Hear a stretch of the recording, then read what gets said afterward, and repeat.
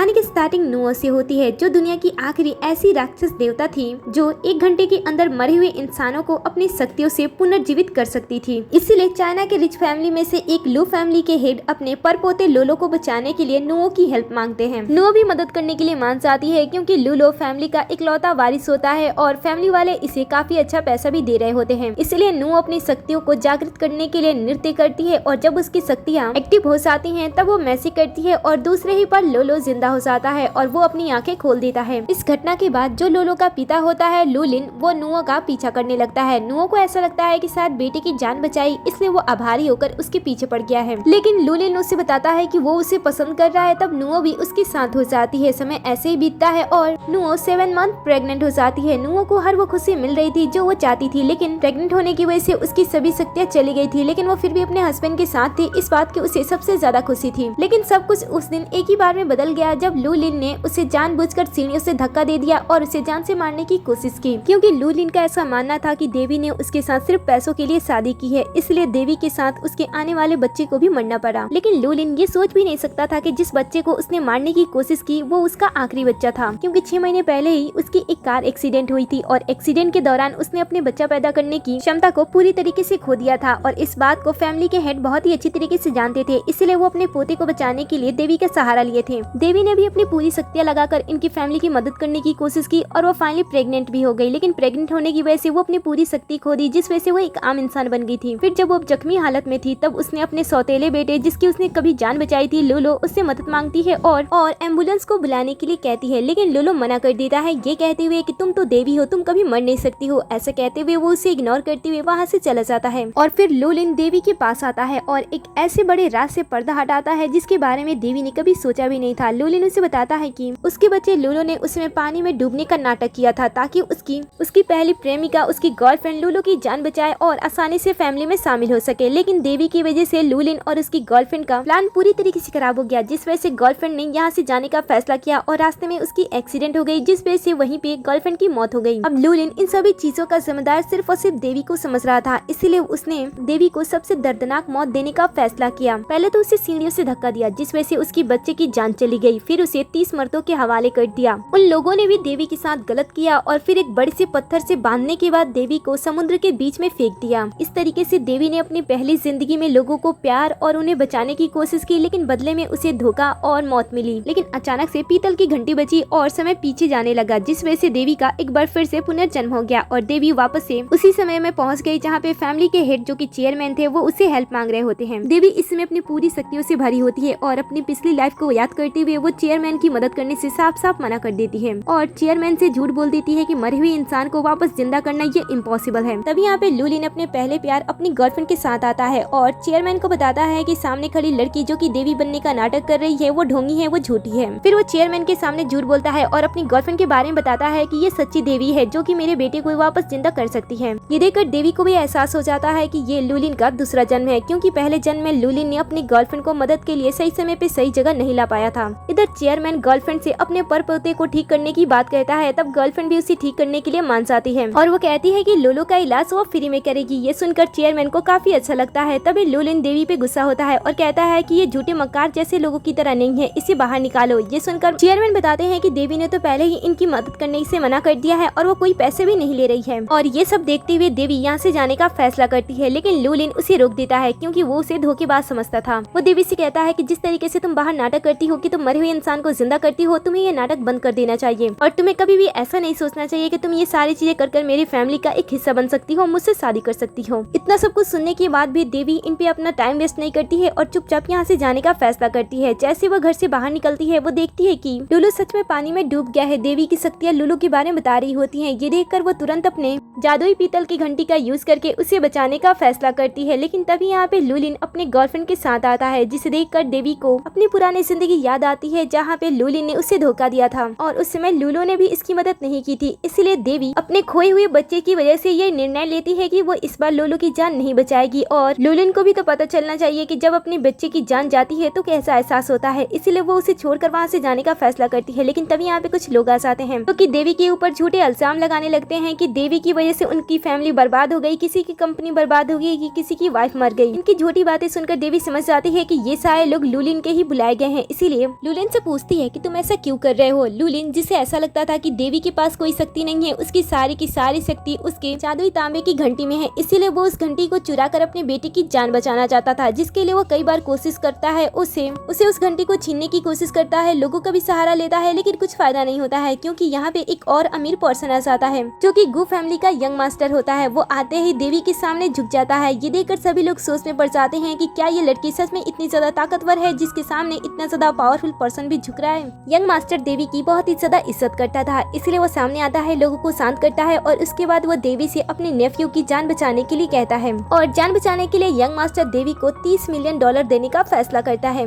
देवी भी बिना समय गंवाए उसकी मदद करने के लिए एक पल में ही मान जाती है, क्योंकि ये एक तरीके से रास्ता था लोगों के सामने अपनी रियल आइडेंटिटी प्रूफ करने का कि वही सच में देवी है और उसके अलावा इस दुनिया में कोई ऐसा नहीं है जो कि उसके जैसा काम कर सके। ऐसा सोचते हुए वो जाने से पहले लूलिन के साथ एक शर्त भी लगाती है। वो कहती है कि मैं चाहती हूँ कि तुम्हारी गर्लफ्रेंड और मेरे बीच में एक शर्त लगे, जिससे कि दोनों की रियल आइडेंटिटी सबके सामने आए, लेकिन शर्त ये होगा कि बच्चे बाहर आने के बाद जीवित होने चाहिए। ये सुनकर गर्लफ्रेंड तो पहले शर्त लगाने से मना करती है, लेकिन लूलिन पीछे नहीं हटता है। वो उसके साथ 10 मिलियन का शर्त लगाता है, लेकिन इतने में देवी संतुष्ट नहीं होती है। वो उसे कहती है कि तुम्हारी संपत्ति तो हजारों से भी ज्यादा मिलियन की है और मैं तुम्हारे साथ। देवी ये सुनकर मना करती है और कहती है कि मैं छोटी मोटी शर्त नहीं लगाती हूँ। तब गर्लफ्रेंड भी कह देती है कि ठीक है, हम हमारी कंपनी के 10% शेयर और 100 मिलियन वॉन के साथ तुम्हारे साथ शर्त लगाते हैं। अगर तुम हार जाओगी तो हम तुम्हें पूरी तरीके से रोड पिला देंगे। लूलिन ये सुनकर काफी खुश होता है, क्योंकि उसे पता होता है कि वो शर्त भी जीत जाएगा और अपने बेटे को भी बचा लेगा, क्योंकि उसने पहले ही अपने बेटे को पूरी सेफ्टी के साथ पानी में उतारा था। इसलिए सारी चीजें क्लियर हो जाने के बाद वो देवी के साथ शर्त लगा ही लेता है। तो देवी को भी पैसों के साथ कुछ शेयर लगाने पड़ते हैं, तो उसकी तरफ से यंग मास्टर अपनी कंपनी के 15% शेयर इस शर्त में लगा देता है और फिर सभी तालाब की तरफ निकल जाते हैं। कुछ समय के बाद वो तालाब के पास पहुंच भी जाते हैं। देवी जब तालाब के पास आती है तब उसे तालाब में कुछ गड़बड़ महसूस होता है। इसके बावजूद भी वो यंग मास्टर के नेफ्यू को बचाने के लिए एक छोटे नाव में उसके साथ पानी की गहराइयों में जाने लगती है। सही जगह पे पहुंचने के बाद वो अपने मैसी का यूज करती है और एक सफेद लालटेन लाती है और फिर से मैसी करने के बाद उसमें कैंडल को जला देती है। फिर से मैसी करती है और एक बांस की डंडी आती है जिसके अंदर उसकी तांबे की घंटी लगी होती है। एक बार फिर से वो मैसी करती है और पानी की गहराइयों में रेशमी धागा डालती है ताकि वो उस धागे के थ्रू नेफ्यू को पानी से बाहर निकाल सके। लेकिन रेशमी धागा डालने के थोड़ी देर बाद तक पानी में कोई भी हलचल नहीं होता है। ये देखकर लूलिन, उसकी गर्लफ्रेंड और बाकी लोग उसका मजाक उड़ाने लगते हैं कि उसे कुछ नहीं आता है, वो सिर्फ देवी बनने का नाटक करती है। समय अब बेचीदा होती जा रहा था और समय की गर्माहट को महसूस करते हुए वो फैसला करती है कि वो खुद ही पानी में उतरेगी। ये देखकर यंग मास्टर उसके लिए परवाह करने लगता है। उसकी परवाह को देखकर वो सोचती है कि पिछले लाइफ में यही एक पर्सन था जो कि हमेशा उसकी परवाह करता था, लेकिन फिर भी उसने गलत व्यक्ति को चूज किया। वो यंग मास्टर से कहती है कि वो उसकी परवाह न करे, वो सही से जाएगी और उसके नेफ्यू को बचाकर सही समय पे वापस लेकर आ जाएगी।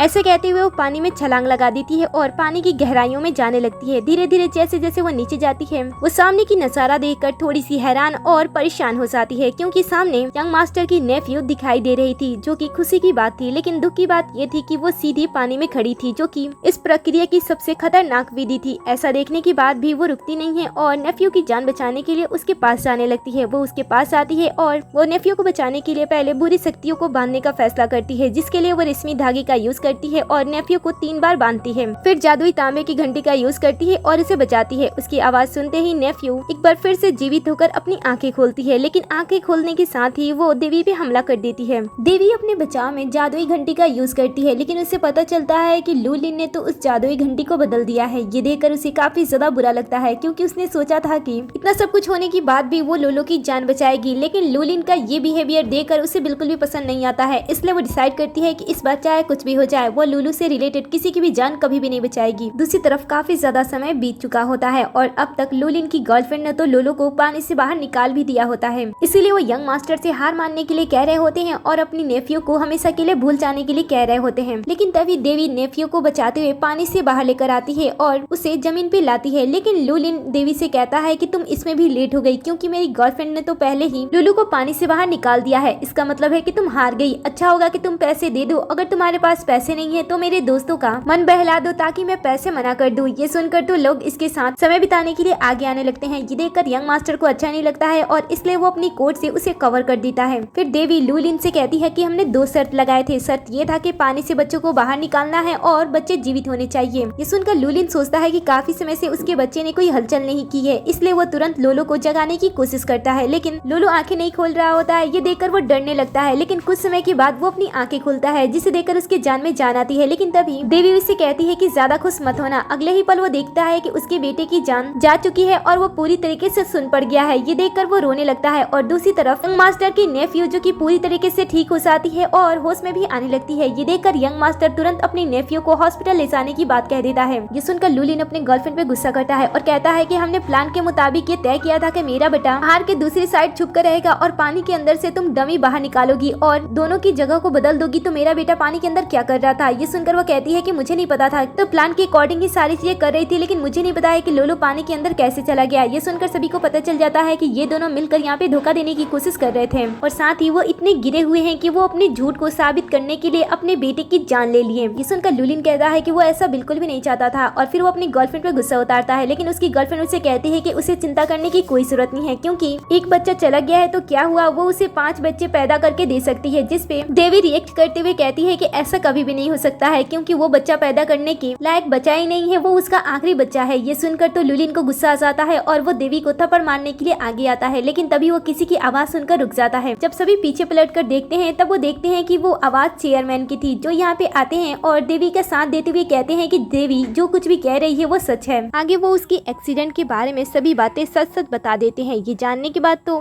लुलिन को काफी बड़ा सदमा लगता है, लेकिन जैसे वो देवी के बारे में सोचता है वो थोड़ा सा हैरान और परेशान हो जाता है। वो देवी से पूछता है जब वो फादर नहीं बन सकता है उस एक्सीडेंट की वजह से, तो देवी उस समय प्रेग्नेंट कैसे हो गई थी? क्या उस टाइम उसका किसी और के साथ अफेयर चल रहा था? और इसके बाद वो यंग मास्टर के बारे में सोचने लगता है, लेकिन देवी उसे क्लियर करती है कि वो एक देवी है, उसके पास ऐसी पावर्स हैं जिससे वो उसे ठीक कर सकती है और जिसके लिए उसके ग्रैंडपा ने उसे बुलाया था, लेकिन उसने अपने पहले प्यार के चक्कर में अपना सब कुछ बर्बाद कर दिया। लुलिन को जब सभी सच्चाई इस तरीके से पता चलती है तब उसे काफी ज्यादा बुरा लगता है और इसके बाद वो अपने बेटे को बचाने के लिए देवी के सामने झुक जाता है, उसे रिक्वेस्ट करता है, लेकिन देवी उसकी मदद करने से साफ साफ मना कर देती है। वो कहती है कि गोल्डन आवर खत्म हो चुका है और मैं तो पहले ही तुम्हारे बेटे को बचाना चाहती थी, लेकिन तुमने जानबूझकर मेरी जादुई घंटी को मुझसे छीनने की कोशिश की और मेरे रास्ते को भी कठिन बनाने की कोशिश की, इसलिए जो तुमने बोया है उसे ही तुम्हें काटना होगा। ऐसे कहते हुए वो यंग मास्टर के साथ वहाँ से जाने लगती है, लेकिन जाने से पहले वो लुलिन से कहती है कि इस बात पे ध्यान देना कि जब तुम अपने बेटे को इतनी सिक्योरिटी के साथ यहाँ पे लाए थे तो तुम्हारे बेटे की जान आखिर पानी के अंदर कैसे गई। ऐसे कहते हुए वो वहाँ से चली जाती है, लेकिन लुलिन देवी के बारे में सोचने लगता है। वो जब घर भी आता है तभी वो देवी के बारे में सोच रहा होता है। वो सोचता है कि देवी ने तो उसके पहले जीवन में हमेशा इसका ध्यान रखा था, वो हमेशा ही अपनी तरफ से बहुत ज्यादा एफर्ट लगाकर उसके लिए हमेशा ही कुछ न कुछ करने की कोशिश करती थी, उसके लिए हमेशा रात को जागा करती थी ताकि वो गर्म खाना खा सके। यही नहीं, वो उसे पार्टी में भी सपोर्ट करती थी। जब वो हारने की वजह से ज्यादा ड्रिंक करता था तब वो उसके ड्रिंक को भी पी जाया करती थी ताकि उसे प्रॉब्लम ना हो, लेकिन उसने सब कुछ जानने के बाद भी सब कुछ अनदेखा किया। यहाँ पे उसकी गर्लफ्रेंड उसे कहती है कि उसे किसी भी बात की चिंता लेने की कोई जरूरत नहीं है, क्योंकि वो उसके साथ है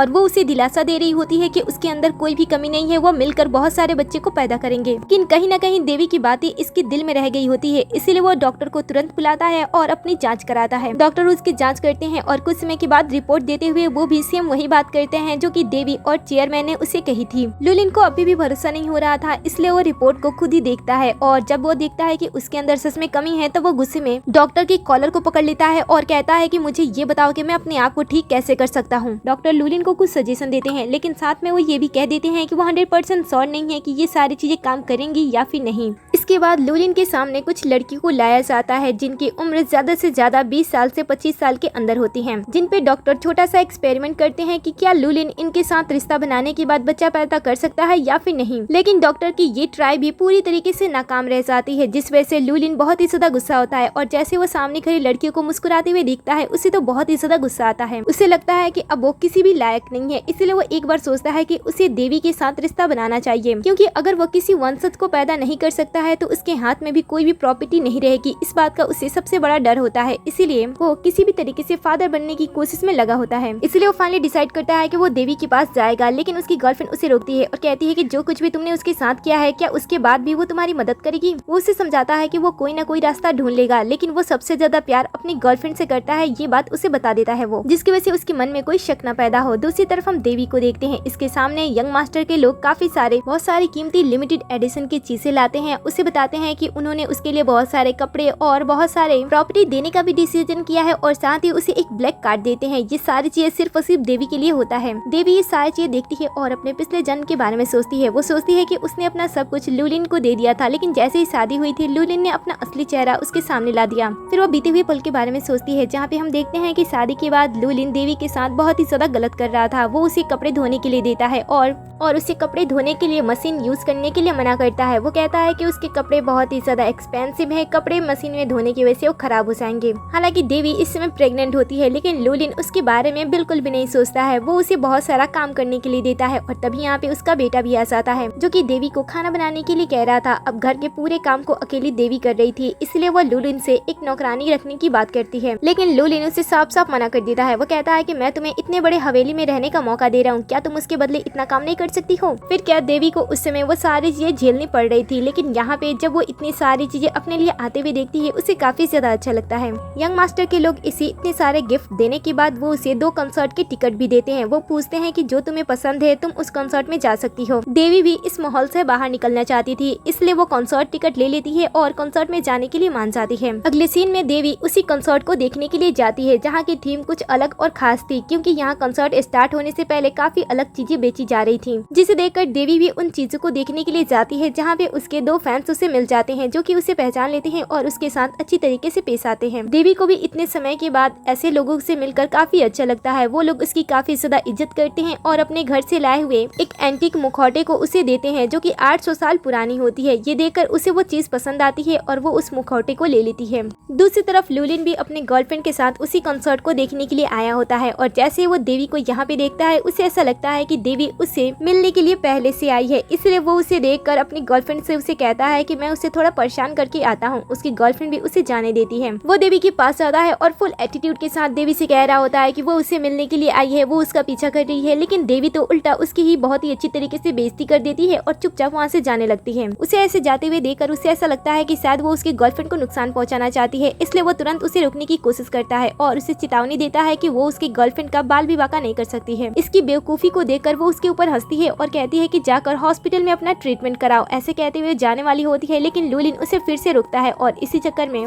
वो 800 साल पुराना मुखौटा टूटकर चकनाचूर हो जाता है, जिसपे देवी को बहुत ही ज्यादा गुस्सा आता है और वो लूलिन के ऊपर हाथ उठा देती है और उसे वो 4 बातें भी सुनाती है, जिसे देखकर लूलिन को ऐसा लगता है कि शायद देवी अपने सपनों की दुनिया में जी रही है, जिससे उसे बाहर निकलना जरूरी है। ये सुनकर तो देवी को एक बार फिर से गुस्सा आ जाता है और वो उसे थप्पड़ लगा देती है और कहती है कि सपनों में तो तुम हो, तुम्हें बाहर निकालना सबसे ज्यादा जरूरी है। फिर फैंस भी सामने आते हैं और देवी का साथ देते हुए लूलिन को बातें सुनाने लगते हैं कि उन्होंने उनका पुश्तैनी मुखौटा तोड़ दिया है, जिस वजह से अब लूलिन कुछ भी नहीं कर पाता है और चुपचाप यहाँ से चला जाता है। फिर देवी बैठती है और टूटे हुए टुकड़ों को उठाती है और तभी उसके फैंस उसके पास आ जाते हैं। वो कहते हैं कि उन्हें लूलिन से जितना हो सके उतना दूर रहना चाहिए। ये सुनकर वो कहती है कि इसके लिए उन्हें क्या करना चाहिए। फैंस राय देते हैं कि ये इंसान उनका पीछा कर रहा है, इसलिए उसे बहुत सारा शॉपिंग करना चाहिए ताकि वो पैसों का पावर देख सके और साथ ही उसे कोई पार्टनर भी ढूंढ लेना चाहिए, जिसपे देवी थोड़ी देर सोचने लगती है। दूसरी तरफ जो लूलिन होता है उसे अभी ये लग रहा होता है कि देवी उसके पास वापस आएगी, क्योंकि इकलौता वही तो है जिसे देवी पसंद करती है। वो ऐसे ही ख्यालों में जी रहा होता है और अपनी गर्लफ्रेंड को भी यही सारी बातें बता रहा होता है। दोनों ही मन काफी ज्यादा खुश हो रहे होते हैं और तभी देवी इसकी तरफ देखकर मुस्कुराती है। लूलिन को ऐसा लगता है कि उसने देवी को हरा दिया। देवी उसके तरफ आती है, लेकिन फिर वो उसे इग्नोर करते हुए आगे चली जाती है, क्योंकि आगे यंग मास्टर उसका इंतजार कर रहा होता है। वो उसके साथ अच्छी तरीके से पेश आ रही होती है ताकि वो लूलिन को जला सके, लेकिन तभी यंग मास्टर उसे प्रपोज कर देता है और कहता है कि वो उसके साथ रहना चाहता है। तब देवी भी टाइम वेस्ट नहीं करती है और उसे हाँ कर देती है और उसके साथ कंसर्ट देखने के लिए चली जाती है। जब कंसर्ट खत्म हो जाता है तब वो वॉशरूम में आती है फ्रेश होने के लिए और तभी यहाँ पे लूलिन आ जाता है, क्योंकि उसे अकेला देखकर उसके क्लोज होने की कोशिश कर रहा होता है और उसे किस करने की कोशिश कर रहा होता है, लेकिन देवी फिर से गुस्सा हो जाती है और उसे थप्पड़ लगा देती है और उसे फिर से राय देती है कि वो हॉस्पिटल में जाकर अपना ट्रीटमेंट जरूर से करा ले, क्योंकि वो पूरी तरीके से पागल हो गया है। लूलिन ये बर्दाश्त नहीं कर पाता है और वो देवी के साथ गलत करने की कोशिश करता है, लेकिन तभी यहाँ पे यंग मास्टर आ जाता है और वो भी उसे पीट देता है। लूलिन उसका सामना तो करना चाहता था, लेकिन वो यंग मास्टर का सामना नहीं कर पाता है और उसे यहाँ से जाना पड़ जाता है। अगले सीन में हम लूलिन को देखते हैं, जिसकी अचानक से तबीयत खराब हो जाती है, इसलिए वो मदद के लिए अपनी गर्लफ्रेंड को कॉल कर रहा होता है, लेकिन वो तो कॉल ही रिसीव नहीं करती है और तभी लूलिन का कंडीशन और भी ज्यादा खराब हो जाता है, जिस वजह से उसे हॉस्पिटल में शिफ्ट करना पड़ जाता है, जहाँ पे कोई भी उसका अपना नहीं होता है। घर का बटलर भी यहाँ पे उसका देखभाल कर रहा होता है और वो उसे पीने के लिए सूप देता है, लेकिन लूलिन को वो सूप पसंद नहीं आता है। तब वो अपनी एक्स वाइफ मतलब कि देवी के पास कॉल करता है, लेकिन देवी ने तो पहले ही इसका नंबर ब्लॉक करके रखा होता है, इसलिए वो घर के बटलर से कहता है कि वो देवी के पास कॉल करे। कुछ समय के बाद यहाँ देवी तो नहीं आती है, लेकिन यंग मास्टर आ जाता है। यंग मास्टर को देखकर लुलिन को बिल्कुल भी अच्छा नहीं लगता है, लेकिन वो उसे पूछता है कि तुम यहाँ पे क्या कर रहे हो। तब यंग मास्टर उसे बताता है कि तुमने कॉल किया था। वो कहता है कि हाँ मैंने कॉल किया था, लेकिन तुम्हें नहीं किया था, मैंने देवी को कॉल किया था। ये सुनकर वो कहता है कि उसने तो तुम्हारा नंबर ब्लॉक करके रखा है ना, वैसे भी उसका फोन मेरे ही पास है, मैं तुम्हें दिखाऊं कि उसने तुम्हें कैसे ब्लॉक करके रखा है। ऐसे कह के वो उसे चिढ़ाने की कोशिश कर रहा होता है। तब लुलिन उसे कहता है कि चाहे तुम कितने भी ट्राई क्यों न कर लो, मैं देवी को इस दुनिया में सबसे अच्छी तरीके से जानता हूँ। मुझे पता है कि वो चाहे मुझसे गुस्सा क्यों न रहे, वो मेरे पास वापस जरूर आएगी। अब लुलिन को ऐसा झूठा विश्वास होता है कि चाहे वो देवी के साथ कितना कुछ क्यों न कर दे, देवी उसके पास ही लौट कर आएगी। लेकिन यंग मास्टर उसके ख्यालों से उसे बाहर निकालने की कोशिश करता है और कहता है कि देखो तुम सपनों में जी रहे हो, तुम एक ऐसे व्यक्ति हो जिसके साथ तो अब कोई भी रहना नहीं चाहता है। तो तुम्हें क्या लगता है कि जिस लड़की को तुमने बहुत ही ज्यादा सताया वो लड़की तुम्हारे पास वापस आ जाएगी? ऐसा कुछ भी नहीं है, क्योंकि अब वो मेरे साथ रहती है और मेरी परवाह करती है। अब दोनों के बीच में एक छोटी सी बहस होने लगती है कि आखिर देवी दोनों में से किसकी फिक्र सबसे ज्यादा करती है। और तभी यहाँ पे देवी भी आ जाती है, जिसके हाथ में फल फ्रूट होते हैं, जो कि काफी वरीड होती है। जैसे ही लुलिन उसे देखता है, वो उसे वाइफ कहते हुए बेड से नीचे उतर जाता है और ड्रामा करने लगता है कि वो बहुत ही ज्यादा बीमार है। लेकिन देवी तो उस पर ध्यान ही नहीं देती है। वो यंग मास्टर को देखने लगती है और उसे पूछती है कि उससे क्या हुआ है। वो कहती है कि वो अपना फोन लेने के लिए तुम्हारे ऑफिस में गई थी, लेकिन वहाँ से पता चला कि तुम हॉस्पिटल में आए हो, इसलिए वो यंग मास्टर की चिंता करने लगी थी कि यंग मास्टर को कुछ हो ना गया हो। अब इन दोनों को इस तरीके से देखकर तो लुलिन को बिल्कुल अच्छा नहीं लगता है, इसलिए वो देवी से कहता है कि मेरी फिक्र करो, तुम तो मेरी वाइफ हो ना। लेकिन वो उसे फिर से याद दिलाती है और कहती है कि तुम अभी हॉस्पिटल में हो, अच्छा होगा कि तुम अपना दिमाग का चेकअप अभी करा लो, क्योंकि तुम्हारी दिमागी हालत ठीक नहीं है। ऐसा कहते हुए वो जाने की कोशिश करती है, लेकिन लुलिन उसे रोकने की कोशिश करने लगता है। लेकिन देवी उसके रोकने पे नहीं रुकती है। वो उसे कहती है कि मैं तुम्हें अब कभी भी चूज करने वाली नहीं हूँ। ये सुनकर वो उसे कहता है कि आखिर हम दोनों में से तुम उसे ही क्यों चूज कर रही हो। तब वो उसे कहती है कि वो इस दुनिया में सबसे ज्यादा किसी पे भरोसा करती है ना, तो वो यंग मास्टर है, और लुलिन तो उसके भरोसे की लिस्ट में आता भी नहीं है। ये सुनकर लुलिन उसे कहता है कि उसकी गर्लफ्रेंड ने उसके साथ ब्रेकअप कर लिया है और वो उसके साथ वापस से रिश्ते में आना चाहता है। लेकिन देवी इस बार उसकी बातों में फंसती नहीं है और अपना फल लेती है और यंग मास्टर के साथ चुपचाप वहाँ से चली जाती है। वहाँ से आने के बाद वो कार में बैठी होती है और एक बार फिर से लुलिन के किए गए सभी चीजों को याद कर रही होती है। और तभी यहाँ पे यंग मास्टर आता है, जो कि उसका बहुत ही अच्छी तरीके से ख्याल रख रहा होता है। और देवी को ये सब बहुत ही ज्यादा अच्छा लग रहा होता है, क्योंकि लाइफ में पहली बार कोई ऐसा पर्सन था जो कि उसे सच्चा प्यार करता था। इसी तरफ अगली सुबह हम गर्लफ्रेंड को देखते हैं, जो कि लुलिन से मिलने के लिए उसके घर पे जाती है, क्योंकि इन दोनों का ब्रेकअप नहीं हुआ था, लुलिन ने झूठ बोला था। यहाँ पे आने के बाद गर्लफ्रेंड को घर के बटलर से ये पता चलता है कि लुलिन बच्चे के लिए देवी के पीछे पड़ा हुआ है और बार बार उसे रिक्वेस्ट कर रहा है कि वो उसके साथ रहे। इन सारी चीजों से गर्लफ्रेंड बहुत ही ज्यादा तंग आ जाती है, इसलिए वो प्रेग्नेंट होने का कोई दूसरा रास्ता अपनाती है, जिसके लिए वो अपने एक फ्रेंड से मदद लेती है और उसके साथ रिलेशन बनाती है। दूसरी तरफ हम लुलिन को देखते हैं, जो कि भारी बरसात में अभी भी देवी की इंतजार कर रहा होता है। देवी उसके पास आती है और एक बार फिर से उसे मना कर देती है। लुलिन उसे इस बार भी मनाने की पूरी कोशिश कर रहा होता है और तभी उसकी गर्लफ्रेंड उसके पास कॉल करते हुए उसे बताती है कि वो प्रेग्नेंट है। ये सुनकर तो उसे काफी ज्यादा खुशी होती है कि अब उसे देवी के आगे पीछे घूमना नहीं पड़ेगा। लेकिन देवी जब ये सारी बातें सुनती है तो वो समझ जाती है कि कुछ न कुछ गड़बड़ है, इसलिए वो वहाँ से अपने घर में चली जाती है और लुलिन भी अपनी गर्लफ्रेंड से मिलने के लिए उसके पास जाता है। दूसरी तरफ हम गर्लफ्रेंड को देखते हैं, जो कि पूरी तैयारी में होती है और यहाँ पे एक दूसरे डॉक्टर को भी ला चुकी होती है। कुछ समय के बाद जब यहाँ पे लुलिन आता है, तब वो गर्लफ्रेंड से पूछता है कि आखिर तुम प्रेग्नेंट कैसे हो सकती हो। तब वो लुलिन से झूठ बोलती है और बताती है कि वो 3 मंथ प्रेग्नेंट है। डॉक्टर भी इन सब झूठ में उसका सपोर्ट करते हैं और बताते हैं कि इन दोनों में कोई भी कमी नहीं है, जो कमी थी वो खत्म हो गई है और ये दोनों फाइनली अब पेरेंट्स बन सकते हैं। और वो लुलिन को एक झूठी रिपोर्ट दे देते हैं। लुलिन जब उस रिपोर्ट को देखता है तो वो देखता है कि सब कुछ नॉर्मल है, लेकिन वो एक बार अपनी गर्लफ्रेंड से पूछता है कि जब उसके पर्सनल डॉक्टर ने कहा था कि वो कभी भी फादर नहीं बन सकता है, तब अचानक से ऐसा क्या हुआ जिस वजह से वो प्रेग्नेंट हो गई। तब वो फिर से झूठ बोल देती है और बताती है कि जिस डॉक्टर को मैं लाई हूँ वो इन सारी चीजों में बहुत ही ज्यादा एक्सपर्ट है और तुम्हारे डॉक्टर को इन सारी चीजों की कोई जानकारी नहीं है, इसलिए उन्हें नहीं पता है कि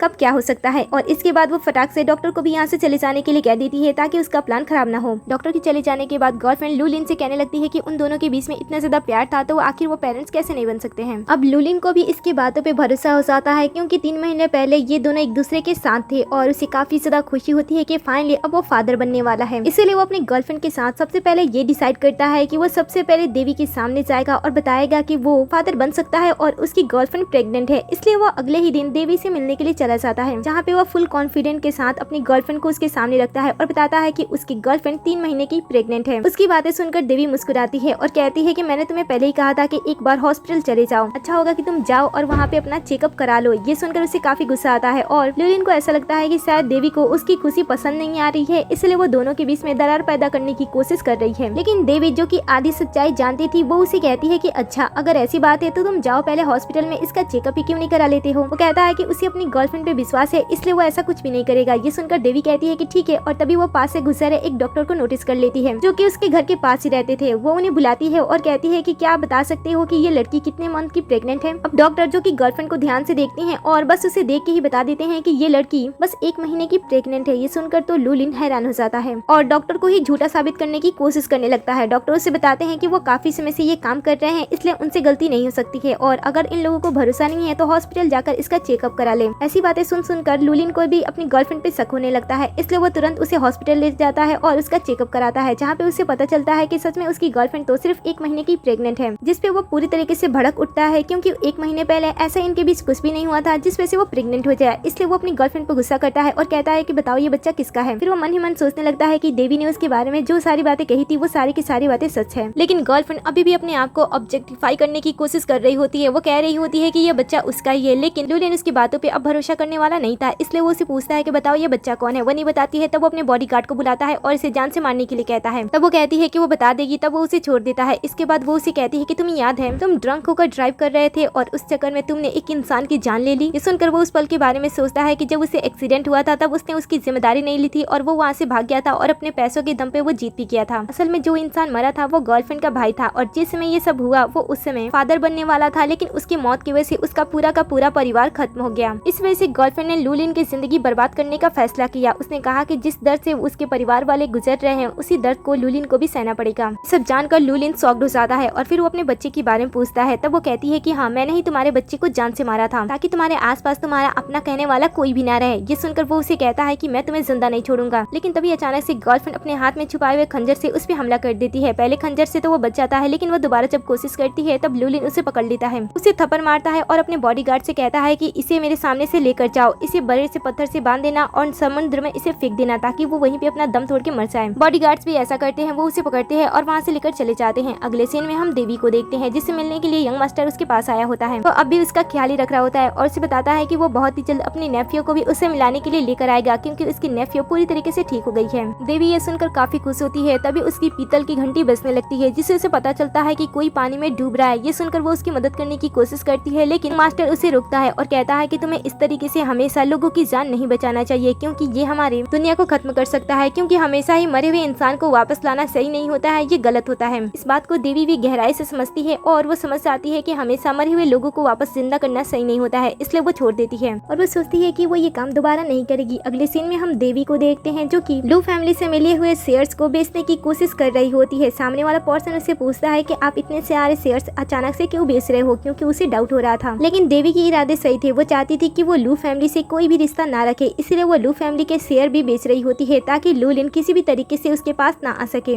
इसीलिए वो इस इंसान से शेयर्स बेच रही होती है। पहले तो इस इंसान को थोड़ा डाउट होता है, लेकिन जब वो देवी की बातें सुनता है तब वो मान जाता है और उसे उसके शेयर्स को खरीद लेता है और वो तुरंत पैसे भी ट्रांसफर कर देता है। पैसे मिलने के बाद देवी डिसाइड करती है कि अब उसे जितना हो सके उतना वो आम इंसानों की तरह जीने की कोशिश करेगी। वो मैजिक का कम से कम यूज करेगी। समय ऐसे ही बीतता जाता है और देवी एक आम जिंदगी जीने लगती है। जब वो अपना वर्कआउट कर रही होती है तभी अचानक से उसके सामने लुलिन एक बार फिर से आ जाता है बड़े से बुके के साथ और उसके साथ फिर से बच्चा पैदा करने की बात कर रहा होता है। ये सुनकर देवी गुस्सा हो जाती है और फिर से उसे थप्पड़ मार देती है, लेकिन लुलिन इतना सब कुछ होने के बावजूद भी वो फिर से पिछली घिसी पिटी कहानी उसे बता रहा होता है कि उसे उसकी जरूरत है, उसे अपने वारिस को पाना है, नहीं तो फैमिली की प्रॉपर्टी उसे नहीं मिलेगी, इसलिए वो उसकी मदद कर दे। लेकिन देवी उसकी मदद करने से साफ साफ मना कर देती है क्योंकि लुलिन ने जो कुछ भी देवी की फर्स्ट लाइफ में उसके साथ जो कुछ भी किया था उस वजह से देवी इससे इतना ज्यादा नाराज हो गई थी कि वो उसकी अब कोई भी मदद नहीं करना चाहती थी, इसलिए वो उसे छोड़ देती है और वहाँ से चली जाती है। उसके जाने के बाद लुलिन बहुत ही ज्यादा रोता है। उसे एहसास होता है कि उसने बहुत बड़ी गलती कर दी। दूसरी तरफ हम देवी को देखते हैं, जैसे वो यहाँ से जाती है उसे दिखाई देता है कि एक लड़की जो कि 7 साल की थी पानी में डूबने की वजह से अभी अभी उसकी मौत हुई है। छोटी बच्ची के आसपास काफी सारे लोग होते हैं, डॉक्टर भी होते हैं जो कि बता रहे होते हैं कि बच्ची की जान जा चुकी है, लेकिन बच्ची की माँ काफी ज्यादा रो रही होती है अपने बच्ची को इस तरीके से देखकर। देवी जो कि पहले सोचती है कि उसे अपनी शक्तियों को उजागर नहीं करना है, वो दुनिया से अपनी शक्तियाँ छुपाना चाहती थी, इसीलिए वो मदद ना करने का फैसला करती है। लेकिन जैसे उसे अपनी लाइफ के बारे में याद आता है कि किस तरीके से उसने अपने बच्चे को खोया था और उसे कितना ज्यादा दर्द हुआ था,